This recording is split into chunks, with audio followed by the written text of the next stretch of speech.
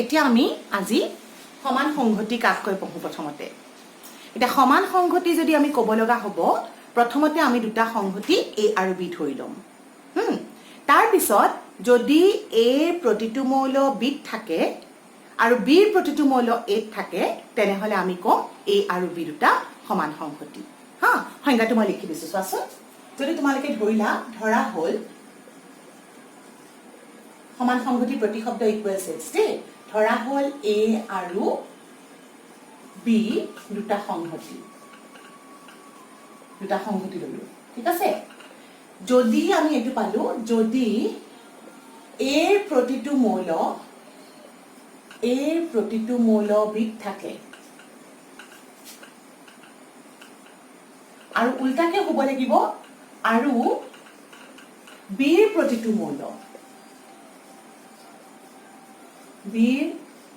মৌল a থাকে তেন্তে আমি কম a আৰু b সমান সংহতি বোলে a আৰু b সমান সংহতি বোলে তাৰমানে আমি কি কলো নিশ্চয় ধৰিব পাৰিছা a প্ৰতিটো মৌল b থাকে আৰু b ৰ প্ৰতিটো মৌল a থাকে তেতিয়াহলে আমি এই সংহতি দুটা কওঁ সমান সংহতি আৰু ইয়া কেনেকৈ লিখা হয় এনেকৈ লিখেছো লিখা হয় সমান চিম্পলি দিলে হৈ গ'ল মাত্ৰ একে a = b এটা তোমালোকে এটা কথা মন কৰা যদি a প্ৰতিটো মৌল b থাকে তুমি ইয়াৰ পৰা এটা কথা গম পালা নাই মই এটো মন কৰিবলগীয়া কথা এখানে নোট হিচাপে লিখি দিছো a প্ৰতিটো মৌল b থাকে মানে আমি গম পালো a is a subset of b যদি a প্ৰতিটো মৌল b থাকে তেন্তে আমি কি কওঁ a b ৰ উপসংহতি বুলি কওঁ গতিকে a b ৰ উপসংহতি আকৌ তোমালোকে দেখিছা এই পিছৰ লাইনটো চোৱাচোন আৰু b ৰ প্ৰতিটো মৌল a থাকে যদি b ৰ প্ৰতিটো মৌল a থাকে আমি কি কম b is a subset of a হয়নে a is a subset of b তাৰমানে a b ৰ উপসংহতি অৰ্থাৎ a ৰ প্ৰতিটো মৌল b আছে আৰু b is a subset of a অৰ্থাৎ b ৰ প্ৰতিটো মৌল a আছে a ৰ প্ৰতিটো মৌল b আছে আৰু b ৰ প্ৰতিটো মৌল a আছে তেন্তে আমি কি কম তেন্তে আমি কম ইয়াৰ পৰা a = b হল এতিয়া আমি এইটো ইকুৱেল সংহতি সমান সংহতি কাক কয় গম পালো এতিয়া তোমালোকে চোৱা এটা উদাহৰণ দিছো চোৱা তোমালোকে ধৰা দুটা সংহতি আমি ধৰিব লাগিব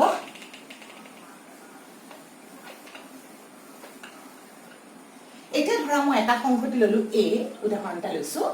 a থাকে ধৰা 1 2 3 আৰু b এটা মৌল তাত থকা সংহতিবোৰ ধৰা 3 1 2 এটা a আৰু b উপসমান সংহতি হয় নে নাই চাব লাগিব দেখিটো গমেই পাইছো a ৰ প্ৰতিটো মৌল b আছে আৰু b ৰ প্ৰতিটো মৌল a আছে আমি চেক কৰি চাম তেনে কি কৰো 1 ইয়াতো আছে 2 ইয়াতো আছে 3 ইয়াতো আছে এখি দেখিলে শেষ নকৰিবা কাৰণ a b ৰ উপসংহতি হ'ল এটা তোমালোকে সব উল্টাই সব b ৰ প্ৰতিটো মৌল a আছে নাই এটো ইয়াত আছে 2 ইয়াতো আছে তাৰমানে আমি দেখিলো যেহেতু a ৰ প্ৰতিটো মৌল b আছে আৰু b ৰ প্ৰতিটো মৌল a আছে তাৰমানে a আৰু b সমান সংহতি কাৰণটো লিখি দিম যেহেতু a ৰ প্ৰতিটো মৌল b আছে আৰু b ৰ প্ৰতিটো মৌল a আছে গতিকে a b সমান সংহতি এবাৰ ধৰা মই এটা সংহতি ললো a এত যত মৌল আছে ab তাৰ পিছত ধৰা মই এটা মৌল ললো সংহতি ললো b b ত আছে a b b এতিয়া a আৰু b সমান হয় নাই দেখাৰ পাত লাগিছে নহয় যেন লাগে ইয়াত দুটা আছে ইয়াতে পাঁচটা আছে সমান নহয় যেন লাগে হয়নে কিন্তু তোমালোকে ভালকে মন কৰাচোন সংজ্ঞা মতে a ৰ প্ৰতিটো মৌল a ইয়াত আছে ইয়াৰ প্ৰতিটো মৌল ইয়াত আছে উল্টাকে ঘূৰাই চোৱাচোন ইয়াৰ প্ৰতিটো মৌল a কিটাটো ইয়াত আছে না যেবাৰে নহক লাগিলে b ৰ প্ৰতিটো মৌল ইয়াত আছে হয়নে তাৰ মানে আমি কি গম পালো যে a আৰু b সমান সংহতি হয় হল এটো সমান সংহতি হয় বুলি গম পালো ইয়াৰ পৰা তুমি এটা কথা কি গম পালা যে আমি যদি a থকা মৌলবোৰ আৰু b থকা মৌলবোৰৰ ক্ৰমটো সলনি কৰি লিখো মৌলবোৰৰ ক্ৰম সলনি হলেও কি হয় সংহতিটো সলনি নহয় সংহতিটো একে থাকে যদি আমি তাৰমানে ইয়াৰ পৰা গম পালো যে সংহতিটো যদি মৌলবোৰৰ ক্ৰম সলনি হয় কিন্তু সংহতিটো আমাৰ একে থাকে একে ধৰণে যদি মৌলবোৰ ৰিপিটো হয় মৌলটো ৰিপিট হলো সংহতি মৌলবোৰ যদি এটা ৰিপিট হৈছে বাৰে বাৰে ওলাইছে যেবাৰে নোলাওক লাগিলে সিহঁতি কিন্তু সমান হৈ থাকে গতিকে সমান সংহতি কাক কৈ ধৰিব পাৰিলা তোমালোকৰ কি হয় এৰ প্ৰতিটো মৌল যদি বিত থাকে আৰু বিৰ প্ৰতিটো মৌল যদি এত থাকে তেনেহলে আমি কওঁ এ আৰু বি সমান সংহতি হা এটা লাষ্ট আমি ডিসকাস কৰিছিলো প্ৰকৃত উপসংহতি কি আছিল তাৰপিছত আমাৰ এটা কিন্তু উপসংহতি আছে যাক কয় আমি অপ্ৰকৃত উপসংহতি হা অপ্ৰকৃত উপসংহতি তাৰমানে ইয়াতে পাইছিলো অপ্ৰকৃত উপসংহতিটো হ'ল তোমালোকৰ প্ৰকৃত উপসংহতিৰ উল্টাটো ইমপ্ৰপাৰ সাবসেট improper subset হ্যাঁ এটা তোমালকে কি কৈছিলা প্ৰকৃত উপসংগতি তোমালকে কি পাইছিলা যে a b উপসংগতি যদি হয় আৰু কি পাও যদি তোমালকৰ a b সমান নহয় আৰু a phi সমান নহয় তাহলে তাক আমি কৈছিলো প্ৰকৃত উপসংগতি এতিয়া কিন্তু জাস্ট উলুটা দুটা তাৰ মানে a এৰ উপসংগতি হয় আৰু phi এৰ উপসংগতি হয় এই দুটা উপসংগতিক আমি কি বুলি কওঁ অপ্ৰকৃত উপসংগতি গতিকে তোমালোকৰ সংখ্যাটো এনেকুৱা হ'ব যদি যিকোনো এটা সংগতি a হয় তাহলে কি হয় a এৰ উপসংগতি আৰু phi এৰ উপসংগতি হয় এই দুটা উপসংগতিক আমি কি বুলি কওঁ অপ্ৰকৃত উপসংগতি ডেফিনেশনটো আগতে লিখি দিছে মই এটা বুজি ললে হৈ গল তোমালোকে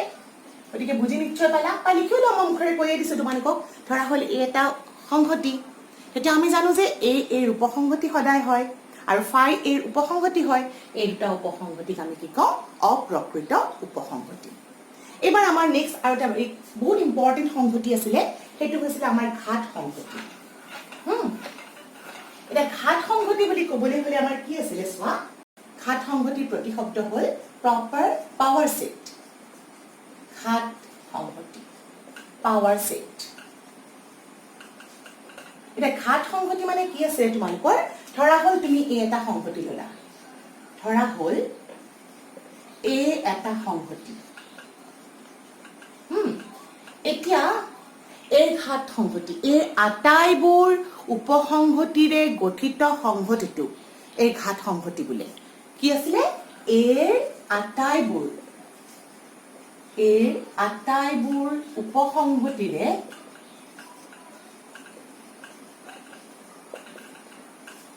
গঠিত সংহতিটো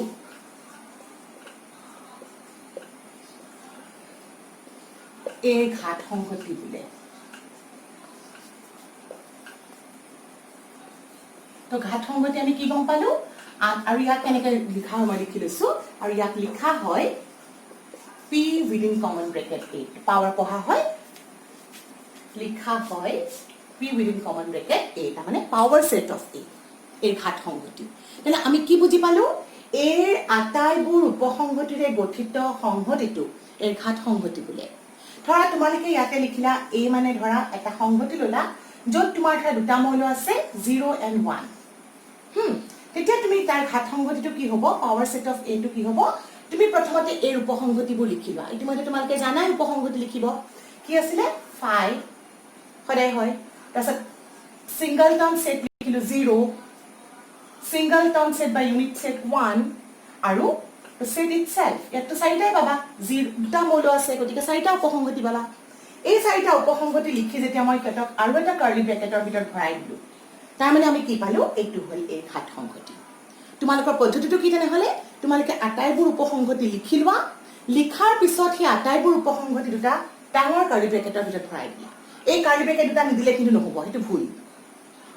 যেতিয়া সম্পূৰ্ণকৈ উপসংগতিবোৰ লিখাৰ পিছত সিহঁতক তুমি আৰু কো কাৰ্লি ব্ৰেকেট তাৰ ভিতৰত ভৰাই দিয়া তেতিয়া হলে তোমালোকে ঘাত সংগতিটো পাই যাবা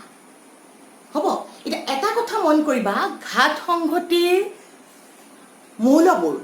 সিহঁতে নিজে নিজে কিন্তু একোটা সংহতি হয় ঘাত সংগতিটোৰ মৌলবোৰ একোটা নিজে একোটা সংহতি এনেটো আমি মৌলবোৰক আমি ঘাত ইয়া বুলি নকওঁ আলটিমেটলি যিকোনো নাম্বাৰছ হ'ব পাৰে কিন্তু ইয়াতে সংহতি ইটসেলফ হয় তাৰ মানে তোমালোকে এটা কথা মন কৰা আৰু এটা কথা যে যদি এৰ মৌলৰ সংখ্যা ইয়াতে তোমালোকে এইটো কথা গম পালা যে যদি number of element of A যদি ধৰা কেটা আছে তেতিয়াহ'লে number of element of power set of A এনেকৈ লিখো মই কেনেকৈ লিখিছো মন কৰিছা number of elements of power set of A তাক আমি এইটো নাম্বাৰ লিখে লিখিব পাৰোঁ modulus of P of A লিখিলেও হয় ইজ ইকুৱেল টু কিমান হ'ব 2 টু দি পাৱাৰ k কাৰণ আগত দেখিলা দুটা মৌল আছিলে 2 to the power 2 that is equal to 4 so number of element of power set of it is equal to 4 এটা যদি তোমালোকৰ ধৰা সংহতিটো 5 হয় হা 5 হলে number of element কেনেকুৱা হ'ব যদি তোমালোকৰ সংহতিটো 5 p of 5 কি হ'ব power set of 5 সংহতিটো 5 itself উপসংহতি তাক আমি লিখি দিলো কাৰ্লি ব্ৰেকেটত এটো হৈ গ'ল power set of 5 গতিকে power set of 5 number of elements কেটা পা এটা গতিকে 2 to the power 1 হৈ গ'ল না হয়নে সো n মানে 5 আছে মৌল সংখ্যা 0 2 to the power 0 is equal to 1 so power set of it পালো number of element হৈ গ'ল 1 number of element এনেকৈ লিখিব পাৰা এটো n of p of 5 এনেকৈ লিখিলে কনফিউজ হয় বুলি মই তোমালোকক মডুলাছ চিনৰ ভিতৰত দেখাই দিলো হৈছে ঘাত সংহতি কি হয় তেনে ধৰিব পাৰিলা এইবাৰ আমাৰ নেক্সট হল হাৰ্বিক সংহতি হাৰ্বিক সংহতি কাক কয় হেতু নেক্সট আমি জানিব লাগিব ইউনিভাৰ্সেল সেট হাৰ্বিক সংহতি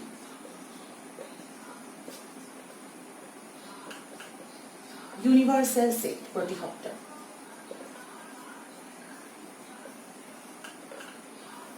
এটা হাৰ্বিক সংহতি মানে কি সোৱা তোমালোকে যদিয়া যেতিয়া সংহতিৰ আলোচনাবোৰ কৰি থাকা তেতিয়া আমি দেখো কেতিয়াবা প্ৰত্যেকটা সংহতিয়ে এটা পাৰ্টিকুলাৰ সংহতিৰ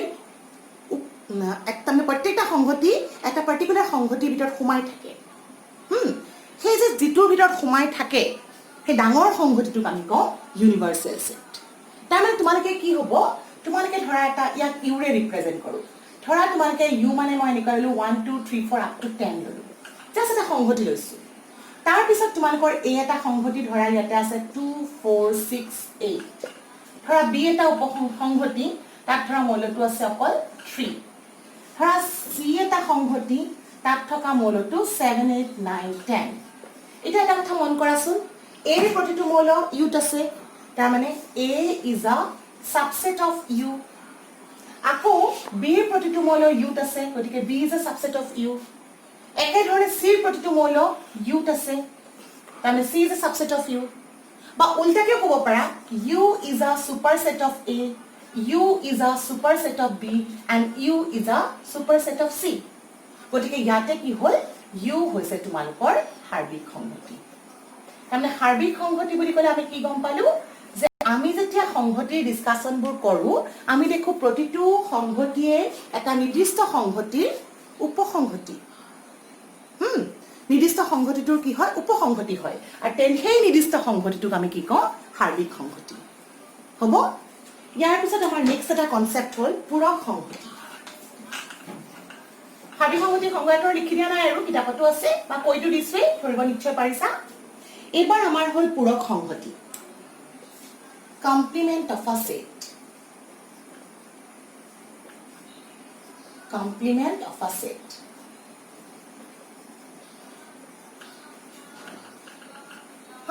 এটা কাক কৈছা প্ৰথমতে তোমালোকৰ ইয়াতে হ'ব লাগিব ইউ এটা হাৰ্বিক সংহতি থাকিব লাগিব ইউ এটা হাৰ্বিক সংহতি আৰু ধৰা হ'ল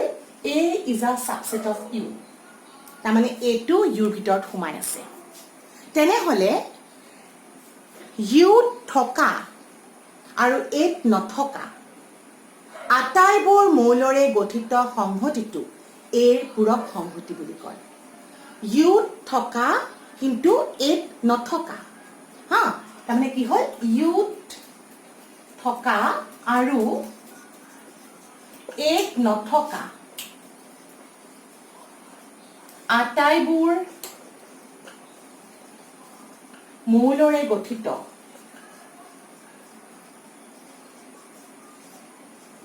সংহতিটো এৰ পূৰক সংহতি বুলি কয় পূৰক সংহতি বোলে আৰু ইয়াক কি সিম্বল ইউজ কৰো a to the power c or a dash এই সিম্বলবোৰ বা কেতিয়াবা আমি a ৰ ওপৰত বাৰটো ইউজ কৰিও লিখো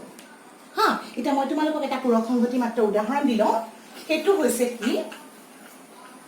তোমালোকক যিকোনো এটা সংহতি দিয়া লিখিব ধৰা ইউ এটা সংহতি say what 1 2 3 4 up to 100 আছে আৰু ধৰা নেক্সট মই a ললো a এনেকৈ লিখিলো 2 4 6 এনেকৈ গৈ আছে আপ টু 100 তেনে a কমপ্লিমেন্ট কি হ'ব ইউত থকা 8 নথকা ইউত থকা 8 নথকা হলে কি 1 ইউত আছে 8 নাই 3 মানে অড নাম্বাৰছ বোৰ ইভেন নাম্বাৰছ লৈছিলো গতিকে গোটেইবোৰ অড নাম্বাৰছ আহিব কলৈকে আহিব আপ টু 99 এটো হল তোমালোকৰ a পূৰক সংহতি গতিকে আমি ইয়াৰ পৰা কেইটামান ইম্পৰ্টেন্ট ডেৰাইভেশ্যন কৰিব পাৰো সেইকেইটা হল শৰ্ট কুৱেশ্যনৰ কাৰণে তোমালোকক দৰকাৰ হয় সেইকেইটা আৰু এটা কথা মন কৰিবা হা পূৰক সংহতিৰ যদি পূৰক সংহতি লওঁ তাৰমানে এইটোৰ পূৰক তাৰমানে এই কমপ্লিমেন্টত নথকা মৌল কোনবোৰ হ'ব ইয়াত নথকা মৌল এইবোৰ তাৰমানে এইবোৰ হৈ গ'ল ইয়াত নথকা ইউত থকা ইয়াত নথকা তাৰমানে 2 4 6 এনেকৈ গৈ গৈ কি পাবা 100 পালা তাৰমানে a itself সৰু সৰু derivation complement of A complement is a set itself এটা তোমালোকে কেইটামান সৰু সৰু কথা মন কৰিবা এইকেইটা হৈছে 5 যদি আমি কমপ্লিমেন্ট লওঁ অৰ্থাৎ 5 পূৰক মানে 5 নথকাবোৰ ইউনিভাৰ্সেল সেট ইউনিভাৰ্সেল সেটৰ যদি পূৰক লওঁ তেতিয়া কি পাম 5 পাম হ'বনে গতিকে এইখিনি কথা আমি গম পালো হ'ব তাৰ পিছত তোমালোকে আৰু এটা কথা মন কৰিবা ওকে ইয়াতে তোমালোকে এইখিনিতে থোৱা 5 পূৰক হৈছে u আৰু u পূৰক হৈছে 5 সেই কথাটা মন কৰিবা ঠিক আছে গতিকে আজিলৈ মই তোমালোকক এইখিনিতে এৰিছো থ্যাংক ইউ